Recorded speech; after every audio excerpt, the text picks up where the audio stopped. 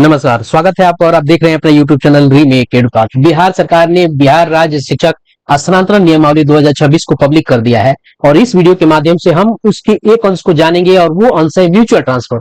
Mutual transfer के नियम क्या क्या है, कैसे होगा म्यूचुअल ट्रांसफर, क्या क्या स्टेप फॉलो करने होंगे, कौन कौन सी बराबरी दोनों व्यक्तियों के बीच होनी चाहिए तभी हो पाएगा, क्या आरक्षण श्रेणी यानी आरक्षण कोटि भी समान होना चाहिए कि मान लीजिए कि सामने वाला भी जनरल है, यदि आप भी जनरल है तो सामने वाले को भी जनरल होना है, यदि आप एससी है तो सामने वाले को भी एससी होना पड़ेगा, या अगर आप जनरल हैं और सामने वाला एससी है तो ये हो सकता है कि नहीं हो सकता है। इन सब चीजों की जानकारी इस वीडियो के माध्यम से हम आपको पहुंचाने जा रहे हैं। तो चलिए पहले देखते हैं कि आखिर पारस्परिक जो ट्रांसफर है, म्यूचुअल ट्रांसफर है, पारस्परिक हस्तांतरण को परिभाषित कैसे किया गया है और उसके नियम आखिर क्या क्या है। तो वीडियो को शुरू करते हैं। वीडियो को शुरू करने से पहले आपसे आग्रह करेंगे, पहली बार चैनल पे है तो चैनल को सब्सक्राइब कीजिए, कंटेंट पसंद आता है तो लाइक शेयर अवश्य करेंगे। आइए पहले जानते हैं कि पारस्परिक हस्तांतरण की परिभाषा क्या बताई गई है इस नियमावली में। आइए देखते हैं। अब देखते हैं यहां पारस्परिक हस्तांतरण। अगर यदि देखा जाए तो 15वां नंबर, 2 नंबर कंडिका की 15वां नंबर उपकंडिका है ये वाला, और यहाँ पारस्परिक हस्तांतरण को परिभाषित किया गया है। यहां कहा गया है कि पारस्परिक हस्तांतरण से अभिप्रेरित है दो पात्र, ध्यान रखिएगा यहां ग्रुपिंग का कोई सिस्टम नहीं अभी है, दो पात्र शिक्षकों की संयुक्त सहमति, यानी उन दोनों की आपसी सहमति, दोनों की सहमति हो, ऐसा ना कि एक की सहमति हो दूसरे की सहमति नहीं है, संयुक्त सहमति के आधार पर समान संवर्ग, ये संवर्ग क्या है, समकक्ष श्रेणी, ये समकक्ष श्रेणी क्या है, समान कोटि, ये कोटि क्या है, यहीं पे आके अटकता है कि क्या यह बात आरक्षण कोटि की कही जा रही है, कक्षा श्रेणी क्या है, तथा विषयवार पदस्थापन की स्थिति में समान विषय के आधार पर किया जाने वाला हस्तांतरण पारस्परिक हस्तांतरण कहा जाएगा। अब देखते हैं कि इसके नियम को कैसे आपको बाइफरकेट किया गया और क्या क्या समान होने पर म्यूचुअल ट्रांसफर हो सकता है। क्या म्यूचुअल ट्रांसफर के लिए भी 5 साल इंतजार करना पड़ेगा? चलिए इन सारी बातों की जानकारी हम क्रमशः आगे लेते हैं। चलिए हम जानते हैं और देखते हैं कि क्या है इसकी विधि और व्यवस्था। 3 नंबर कंडिका में कहा गया है कि स्थानांतरण के सामान्य सिद्धांत, और स्थानांतरण हेतु जो सामान्य सिद्धांत है इसी में वो आता है, और इसमें 9वां नंबर जो बिंदु है वो 9वां नंबर बिंदु आपको कहता है कि शिक्षकों का स्थानांतरण, ये सबसे महत्वपूर्ण बिंदु है, इसको जानना जरूरी है। ध्यान रखिएगा ये अपने आप में एक 9 नंबर बिंदु है। शिक्षकों का स्थानांतरण सामान्यतः उनके सेवा काल के प्रत्येक 5 वर्ष पर किया जा सकेगा, यानी सामान्यतः अब जनरली 5 वर्ष की सेवा हो जाएगी तब उनका स्थानांतरण किया जा सकेगा। 5 वर्ष की किसी की सेवा हो जाती है तो क्या मान लीजिए कि जो एचटी है, एचएम है, जो टीआरई से बहाल शिक्षक हैं उनके तो 5 साल हुए नहीं है, तो क्या वो ट्रांसफर से वंचित हो जाएंगे? चलिए आगे इसकी जानकारी हम प्राप्त करते हैं। अब हम चलते हैं म्यूचुअल ट्रांसफर के नियम को समझने में। आइए देखते हैं। अब इसमें वो बिंदु आपको था बिंदु नंबर 9 और यह बिंदु है 11। ध्यान रखिएगा दोनों अलग अलग बिंदु हैं। यहां सिर्फ पारस्परिक हस्तांतरण की बात की गई है, वहां सामान्य नियम की बात की गई। तो यहां कहने का मतलब है कि जरूरी नहीं है अगर म्यूचुअल ट्रांसफर के लिए आप जा रहे हैं तो आपको 5 साल की जो क्राइटेरिया है वो पार करने की आवश्यकता नहीं है, आप म्यूचुअल ट्रांसफर करा सकते हैं। अब इसके कौन कौन से जो नियम है जिसकी अमान्यता जरूरी है वो नियम आपको सामने है। पहले ये जान लेते हैं कि 11वां नंबर बिंदु आखिर कहता क्या है। पारस्परिक हस्तांतरण तभी अनुमान्य होगा जब, देखिए कंडीशन ये है, जब क दोनों शिक्षक पोर्टल पर संयुक्त सहमति दें। अब देखिए यहां यह जानना जरूरी है कि दोनों शिक्षक जो 2 शिक्षक हैं, मान लीजिए कि एक शिक्षक यह है, ये एक शिक्षक यह है, इसमें होगा कि 1 नंबर शिक्षक और ये 2 नंबर शिक्षक, 1 नंबर शिक्षक जाएगा 2 नंबर की जगह पे और 2 नंबर का शिक्षक आएगा 1 नंबर की जगह पे, इसी को म्यूचुअल ट्रांसफर कहा जाता है। तो ये दोनों आपसी सहमति देंगे कहां, विभागीय पोर्टल पर, तब ये हो पाएगा। पहला कंडीशन यह है। उसके बाद दूसरा कंडीशन है दोनों शिक्षक समान संवर्ग अथवा समकक्ष श्रेणी के हो। तो ये संवर्ग क्या है? अब देखिए यहां संवर्ग की जानना जरूरी है। संवर्ग है विशिष्ट, जो है विशिष्ट अपने आप में संवर्ग है, तो विशिष्ट जो है यह विशिष्ट से करा पाएगा। जो टीआरई वाले हैं ये टीआरई के माध्यम से करा पाएंगे।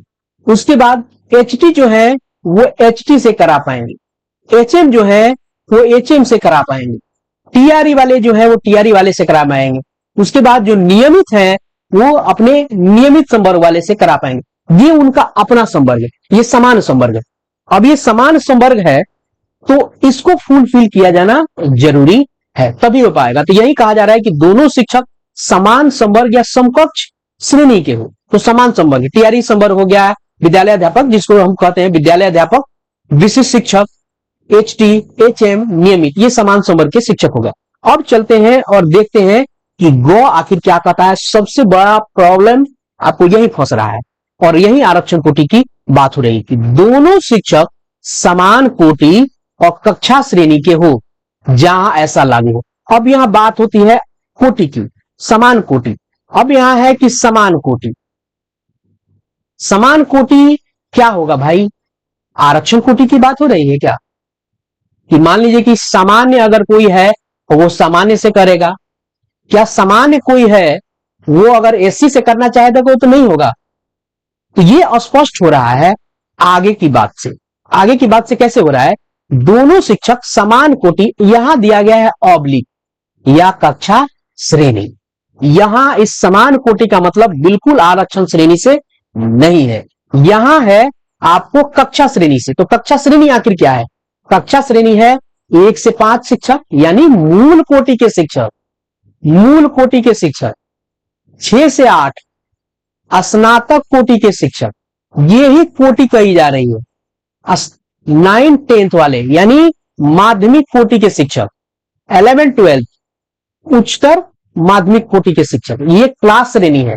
कोटि आपका मूल हो गया, कोटि आपका स्नातक हो गया, कोटि माध्यमिक हो गया, कोटि उच्च माध्यमिक हो गया। यही कोटि आपका हेड टीचर का भी होगा, जिसको कोटि कहा जा रहा है गवर्नमेंट टीचर, वही होगा इनका। एचएम का भी कोटि अपने अपना कोटि हो गया, ये कोटि है यहाँ। और एचटी जो है अपने कोटि में ही करा पाएंगे, एचटी में ही। एचएम जो है एचएम से ही करा पाएंगे। अब अगर 1 से 5 शिक्षक, 1 से 5 यानी मूल कोटि के शिक्षक नहीं जाएंगे, तो वहां ध्यान रखना होगा कि मूल कोटि के शिक्षक मूल कोटि में तो जा रहे हैं, तो क्या यह मूल कोटि का शिक्षक विशिष्ट है तो टीआरई में जाएगा? तो नहीं, ये विशिष्ट वाला शिक्षक आपको ख नियम को पालन करना होगा। विशिष्ट शिक्षक 1 से 5 का है तो 1 से 5 के विशिष्ट शिक्षक में ही जाएगा। 6 से 8 का स्नातक कोटि का शिक्षक स्नातक कोटि में ही जाएगा। अभी कोटि की बात हो रही है, लेकिन क्या वह टीआरई में जाएगा? नहीं जाएगा। क्या वो नियमित में जाएगा? नहीं जाएगा। अगर वो विशिष्ट है तो विशिष्ट है तो विशिष्ट में जाएगा और अपने स्नातक कोटि में जाएगा। ऐसा ना हो कि स्नातक कोटि 1 से 5 म्यूचुअल ट्रांसफर करा लेगा और 1 से 5 स्नातक कोटि से करा लेगा, या 1 से 5 9 से 10 करा लेगा, तो ये नहीं है। तो यहां कोटि की बात आरक्षण से बिल्कुल नहीं है, ये कोटि है उनके कक्षा श्रेणी को, और इसीलिए यहां कक्षा श्रेणी की बात यहां की गई है। अब चलते हैं और देखते हैं कि घ आखिर क्या कहता है। विषयवार पदस्थापन की स्थिति में दोनों शिक्षक समान विषय के हों। अब यहां बात आ गया विषय की। अब मान लीजिए कि 1 से 5 में लेते हैं, यहां एक विषय होता है सामान्य, एक होता है उर्दू। अब देखिए 1 से 5 वाला, इसमें हो सकता है एक विशिष्ट हो, एक टीआरई हो। हम 2 ही उदाहरण लेके चलते हैं।